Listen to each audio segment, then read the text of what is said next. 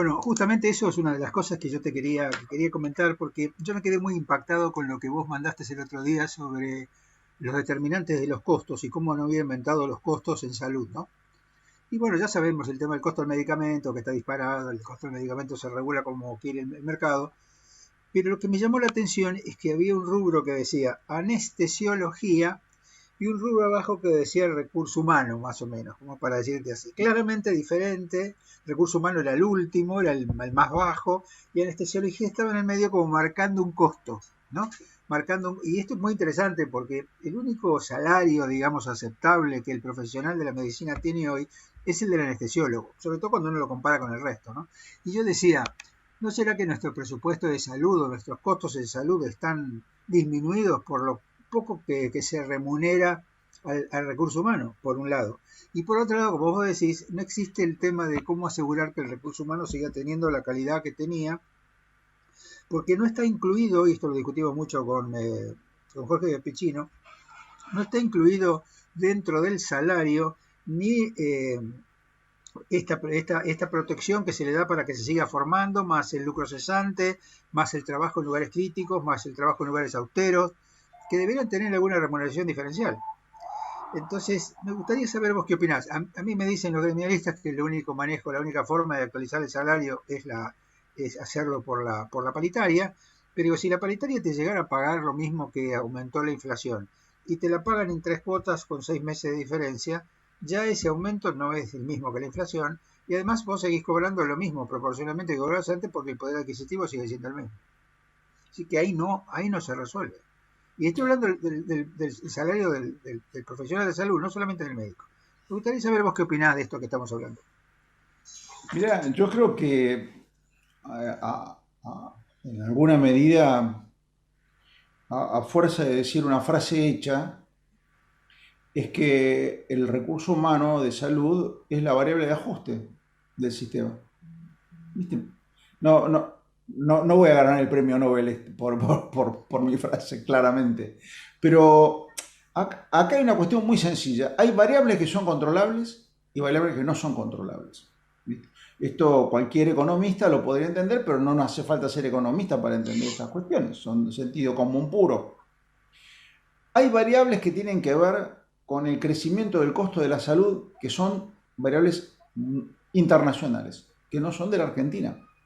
Y después tienen las propias. O sea, a una situación compleja para vos, decís, che, este sistema es malo. Yo diría que para el que accede en la República Argentina es el mejor del mundo. No, claro. Y, y agregaría otra cosa. ¿Viste? A lo mejor parezco poco objetivo, pero si a mí me pasa algo complicado, relativamente complicado, prefiero que me traigan a la Argentina y que me atiendan los médicos argentinos. Por un montón de motivos. Uno por la formación, otro por el sistema y otro por un concepto de calidez, contención y trato que no necesariamente hay en todos los lugares del mundo. Yo te diría que no necesariamente y escasamente. Y que vos sabés muy bien, Jorge, que una palmada, una palabra, un gesto, a veces tiene un efecto sanador Obvio. enorme sobre el paciente doliente, ¿no? Y la familia. Entonces yo eso para mí es un bien a preservar. Ahora, cuando vos tenés que en los últimos 10 años y pico, que es desde que el gobierno empezó a regular los precios de la medicina prepaga, y no estoy haciendo una defensa sectorial ni parecido, simplemente describiendo números. Desde ese momento, los valores con que se paga la prestación médica y muy parecido los que se remunera al equipo de salud, porque el valor paritario y el valor cuota van más o menos de la mano, Claro. ponele, Sí. están apenas, apenas un poquito arriba de la mitad de lo que incrementó el costo de salud. Cuando vos te vas a fijar quién se lleva la parte mayor, obviamente se la lleva la tecnología, porque Argentina, nada, miren la economía.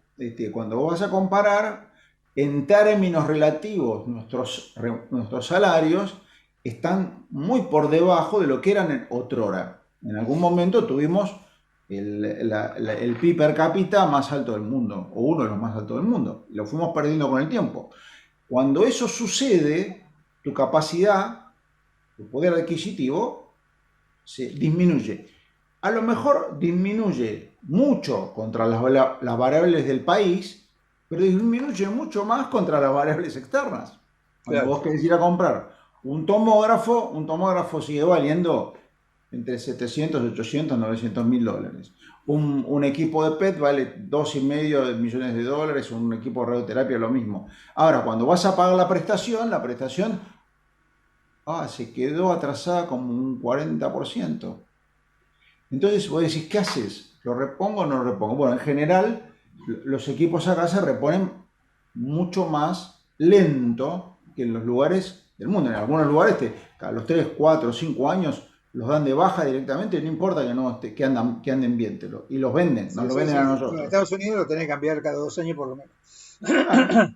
Entonces, bueno, vas por el ajuste de la tecnología, que en lugar de amortizar un bien en 3, 4, 5 años, lo amortizás en 10 o 15. No está tan bueno, porque no es la misma herramienta, es una herramienta de menor calidad. Pero cuando no te alcanza la plata, ¿contra qué vas? Contra lo más valioso que tiene el sistema de salud, ¿Qué que es es su el otro? gente. Claro. Y yo digo, nada, reflexionemos un poco. Piense lo que fue la pandemia, que no terminó, ni sabemos si algún día, ¿no? No, todavía Terminará. no. Todavía no hay mira de que termine. No, no, no, no, yo, viste, la gente te llamaba en el año 2020 y te decía, ¿y usted qué opina? Miren, la verdad es que cualquiera que opine habla de cosas que no puede decir con certeza. Opina como opino yo, como podría opinar de fútbol, a lo mejor de alguna otra cosa, pero la realidad es que dato duro todavía ni siquiera tenemos de qué va a pasar. En ese momento, cuando todo esto volaba por el aire, el país estaba en una situación de, digamos, frenado en el medio de la ruta sin saber para dónde ir, el sistema de salud respondió. Y yo te diría Claro. que fue claramente el único que respondió. Ahora, ahí yo me baso en la gente de los equipos de salud. La gente de los equipos de salud, y vos lo sabés mejor que nadie porque estás a cargo de una terapia intensiva, has estado a cargo de una terapia intensiva mucho tiempo, estás en trauma, en el tema de trauma también, está acostumbrada a vivir en el medio de la incertidumbre. Sí, sí, claro. Y no se abatata. ¿Viste? Dijo, reconvirtieron los hospitales, aumentaron las camas críticas en lugares que no estaba previsto, compraron equipos, hubo una gran disposición de la sociedad a donar hospitales públicos y privados para que equiparan sus áreas. Nosotros pasamos de hacer 250 PCRs a hacer entre 700 y 800 por día. O sea, aumentamos los secuenciadores, la gente trabajó de noche. Yo pregunto humildemente, ¿alguno los vio quejarse No, a porque los cuando tenés que equipos? hacer las cosas, las tenés que hacer. La hacen, la hacen. Pero, a ver, y no separo sectores, ni público, ni privado, ni seguridad social, No, no, no, porque todos no. respondieron igual. Yo me acuerdo, mirá, yo venía, a pesar de las restricciones, por supuesto, como personal del equipo de salud, tenía posibilidad de viajar y venía a trabajar a mi oficina porque me siento mucho mejor acá al lado de la gente, ¿no? Entonces, a primera hora de la mañana me recibe la señora que está acá con nosotros, que me ayuda un poquito en las cosas, tempranísimo.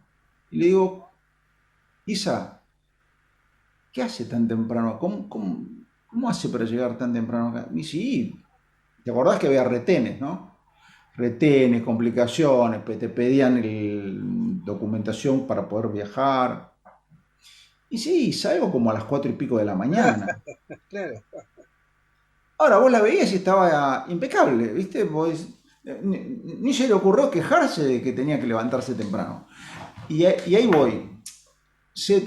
Primero vestite con el equipo del coso, después no te vistas tanto, después ponete una máscara, después, ¿viste? Las normas cambiaron sí, cada, sí. Y los cada día, tratamientos, cambiaron las normas, los tratamientos, los los enfoques. tratamientos. Hubo un montón humildemente también, ¿viste? Yo trato de ser poco ofensivo con lo que digo. También hubo un montón de vendedores de humo. Sí, claro. Gente que decía, no, la solución para esto es tal producto que a lo mejor, viste, ese producto no se lo darías a nadie bajo circunstancias normales, pero claro, estábamos viviendo una situación extrema.